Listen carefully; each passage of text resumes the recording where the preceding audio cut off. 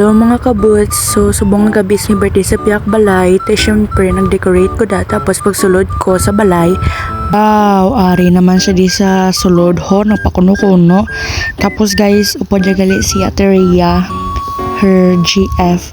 Tapos, kipamangkot ko siya kung ano lutoon niya sa bat niya. Buan dinubuan. Tapos dira, nakita akong video, ti syempre, nagpinakuno-kuno naman sa Dinuguan. tayo nakita nyo kung ano siya kaangit, damo, glenda guys. Baho, nagkaon-kaon naman sa nagutom sa kribod ka ice cream na guys. Tapos pagwa ko, nami ang sunset. Oh my god, do kaon siya ni Lord Charla. Thank you for watching mga kabut.